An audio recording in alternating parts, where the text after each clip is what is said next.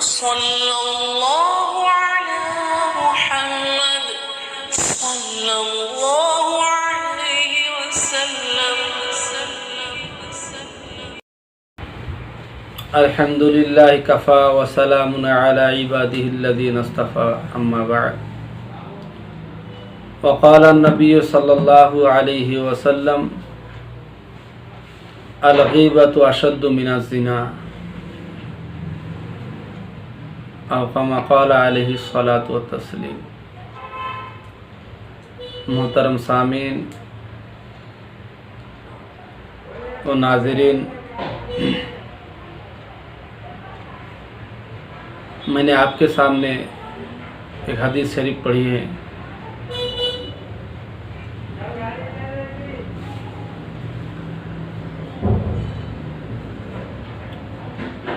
اس میں یہ کہا گیا ہے کہ آپ صلی اللہ علیہ وسلم نے فرمایا الغیبۃ اشد من الزنا.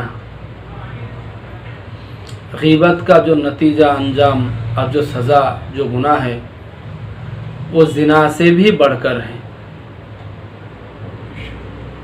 اور ایک حدیث میں ہے کہ الغیبۃ اشد من الزنا. قالوا وکیف، صحابہ کرام نے عرض کیا کہ اے اللہ کے رسول، غیبت کا گناہ زنا سے بڑھ کر کس طرح ہو سکتا ہے؟ تو آپ صلی اللہ علیہ وسلم نے اس کی صراحت فرمائی کہ ان الرجل لا یزنی، کہ آدمی زنا کرتا ہے، فیتوب، پھر وہ توبہ کرتا ہے، فیتوب اللہ، پھر اللہ تعالیٰ اس کے توبہ کو قبول کر لیتے ہیں، معاف ہو جاتا ہے. لیکن غیبت کا گناہ ایسا ہے کہ جب تک جس کے متعلق غیبت کیے جب سے اس سے معافی نہ مانگے تو اللہ سے توبہ کرے تو بھی وہ گناہ معاف ہونے والا نہیں. مطلب یہ ہے کہ زنا وغیرہ جو ہے یہ حقوق العباد ہے، یعنی ایسا گناہ ہے جس کا تعلق براہ راست اللہ تبارک و تعالی سے ہے. اور غیبت کا گناہ ایسا ہے کہ جس کے متعلق غیبت کی ہے انہوں نے، جب تک اس سے جا کر معافی نہ مانگ لے اس کا توبہ بھی قبول نہیں ہے، اس لیے کہ یہ حقوق العباد ہے، بندے کا حق ہے. محترم سامعین، یاد رکھیے کہ بعض گناہ تو ایسے ہیں کہ اس کو کرنے کے لیے بہت سارے تکالیف کا سامنا کرنا پڑتا ہے، آدمی کو وقت لگانا پڑتا ہے.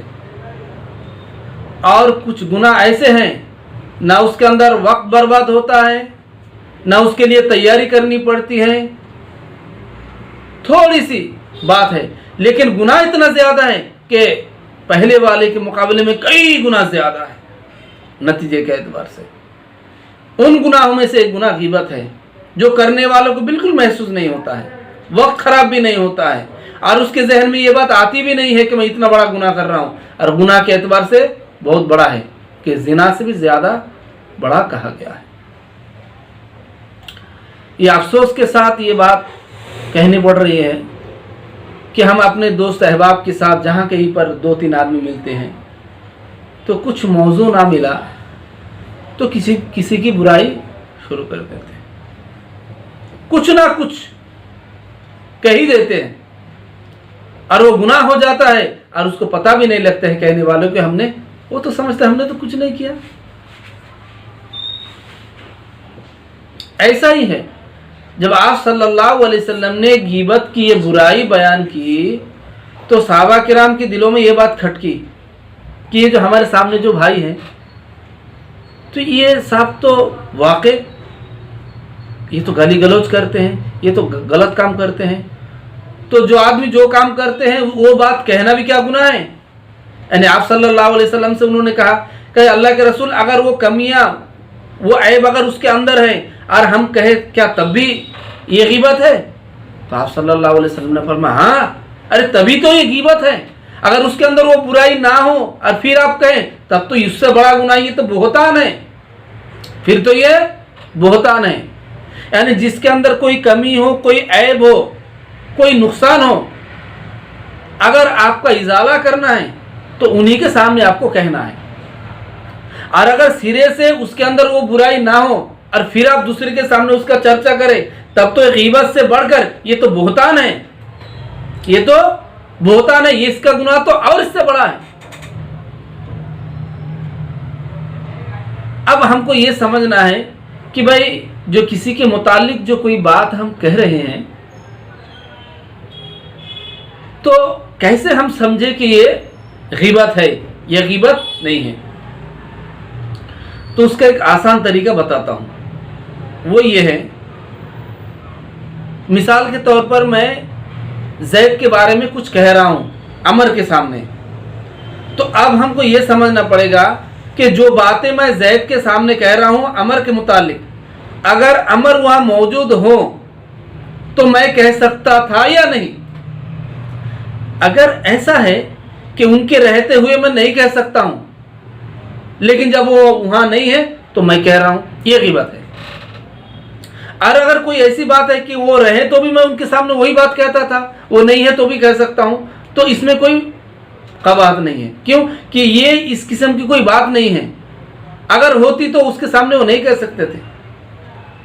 یا اس کا اندازہ آپ اس طرح بھی کر سکتے ہیں کہ دل میں یہ سوچے کہ جس کے متعلق یہ بات کہہ رہا ہوں، اگر یہ بات ابھی بھی میں ان کے سامنے کہوں کہ میں تمہارے متعلق یہ بات کہا، اس کے بعد مجھ سے پوچھا جائے کہ یہ بات آپ کو ٹھیک لگا یا نہیں،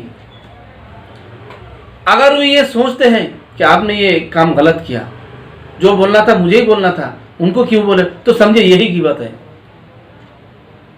جو بات ہم ان کے سامنے کہہ سکتے ہیں اور ان کو برا نہیں لگتا، کچھ نہیں لگتا، تو سمجھے وہ غیبت کے حد تک نہیں۔ لیکن کوئی چھوٹی بات کیوں نہ ہو اور ان کے سامنے کے بجائے کسی اور کے سامنے کرے، اور یہ بات ان کو بعد میں معلوم ہو جائے اور دل میں وہ کچھ سوچے یا ان کے متعلق اچھا نہ سوچے کہ انہوں نے ایسا کرنا ان کا ایسا ٹھیک نہیں ہوا، تو سمجھے یہ غیبت ہے۔ اور یہ ایسا سنگین گناہ ہے کہ انسان برسا برس اس گناہ میں اچھی طرح مبتلا ہو جاتے ہیں، لیکن آخر تک ان کا احساس نہیں ہوتا کہ میں کچھ گناہ کیا۔ اور آپ کو معلوم ہے کہ قیامت کے دن جب آپ کا گناہ اور نیکی کو تولا جائے گا تو آپ کے نیکی ایک طرف ہے اور گناہ ایک طرف ہے۔ اس کے بعد جو حساب آپ کا ہے وہ تو ہے، جن لوگوں سے متعلق آپ نے غیبت کی ہے اس صاحب کو لایا جائے گا، وہ اپنا حق طلب کریں گے۔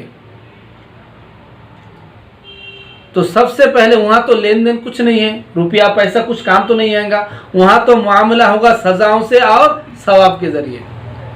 تو جس سے متعلق آپ نے غیبت کی ہے اور گناہ کمایا ہے، اب وہ جب حق مانگے گا تو آپ کے پاس یا تو نیکی یا سزا، تو آپ کا نیکی ان کو دے دیا جائے گا۔ ایسے پتہ نہیں کتنوں کے ساتھ آپ ایسا کریں گے اور آپ کی نیکیاں ان کو ٹرانسفر کیا جائے گا، دیتے دیتے دیتے دیتے آپ کی نیکی ختم۔ ابھی بھی صاحب حق باقی ہے جن کے متعلق آپ نے غیبت کی ہے، اب ان کو کیا دیں گے؟ تو ان کا یہ طریقہ ہوگا، ثواب تک ختم ہو چکا ہے، اب ان کے گناہ کا بوجھ آپ کو دیا جائے گا۔ زندگی بھر لوگ نماز پڑھتے ہیں، حج کرتے ہیں، زکوٰۃ دیتے ہیں، سمجھتے ہیں کہ چلو ایک حد تک الحمدللہ میں نے تو بہت کچھ کیا، لیکن یہ غیبت میں اتنا وہ مبتلا ہے، اتنا مبتلا ہے کہ قیامت کے دن دیتے دیتے سارا ثواب ختم ہو جائے گا اور ان کے نیکی کچھ باقی بھی نہیں ہوں گے، ان کے نیکی باقی بھی نہیں ہوں گے۔ اب ایسی صورت میں ان کا اپنا ذاتی کچھ نہیں رہا، لوگوں کو دیتے دیتے ختم ہے۔ میرے دوست اور بزرگوں، ہم کیا کریں؟ اور شیطان کی طرف سے ہم پر اس کو اس طرح اس گناہ کو مسلط کیا گیا ہے کہ ہمارے اندر شعور بیداری نہیں ہوتا ہے، ہم احساس ہی نہیں کرتے ہیں کہ ہم اتنا بڑا گناہ کر رہے ہیں۔ اور آپ یاد رکھیے، ایک آدمی چوری کرتا ہے تو اس کے دل میں بھی کھٹکتا میں نے فلاں کی چوری کی، فلاں کی چوری کی، تو کبھی نہ کبھی اس کے دلوں میں خیال آتا، اس سے وہ توبہ کر لیتا ہے۔ آدمی زنا بھی کرتے ہیں لیکن اس کو اتنا یاد رہتا ہے کہ میں نے کتنا زنا کیا، کس طرح کیا، وہ کبھی نہ کبھی توبہ کرتے ہیں۔ لیکن غیبت ایسی ہے کہ اس کے اندر خود احساس نہیں ہوتا ہے خود کو کہ میں نے یہ بہت بڑا گناہ کر رہا ہوں، اور جس کا احساس انسانوں میں نہیں ہوتا ہے اس سے وہ توبہ نہیں کر سکتا ہے، وہ نوبت آنے ہی نہیں دیتا۔ जब किसी चीज को हम दिल से बुरा समझे तभी हम उससे तौबा की जुस्तजू करेंगे। जिसको हम गुनाह ही ना समझे, बहुत बड़ा गुनाह ही ना समझे, मामूली समझे, उसकी तरफ हमारे ध्यान जाते ही नहीं, तो हम उससे तौबा कैसे करेंगे? उसका रास्ता बंद हो जाता है। चौथी बात यह है कि ये गीबत गुनाह में सबसे करने के एतबार से बहुत आसान है। चार बैठे, उसके सामने किसी का एक बात छेड़ के चले गया, खत्म। अब वो बात उन चारों में चर्चा होता, उन चारों से 10 को चर्चा होता, 100 को, वो 1-2 दिन में हजारों तक पहुंच जाते हैं।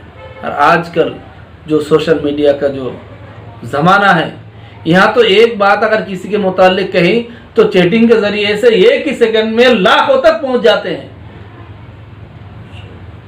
एक दूसरी बात यह है कि जिंदगी भर आपने इतने सारे अफराद के मुतालिक गुनाह किए हैं, गीबत किए हैं, आखिर किस किस से माफ़ी मांगेंगे? ऐसे भी तो हो जाता है ना कि हमने अपनी ज़िंदगी में 1000 आदमी के मुतालिक गीबत की और हमको बाद में महसूस हुआ, हम बाद में महसूस करते हैं, हमें एहसास हुआ और हमको मालूम हुआ ये मेहराज भाई है, महमूद भाई है, ये शादा भाई है, उन लोगों से मुतालिक आपने जाके माफ़ी मांगी। लेकिन ऐसे भी कईयों अफराद हैं जिनके मुतालिक आपने गीबत की और वो दुनिया में नहीं रहे, उसके खबर पे जाकर माफ़ी मांगेंगे?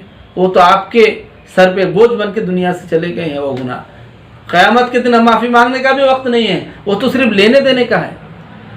तो मुसलमानों को कितना चौकन्ना रहना चाहिए इस गीबत के मुतालिक।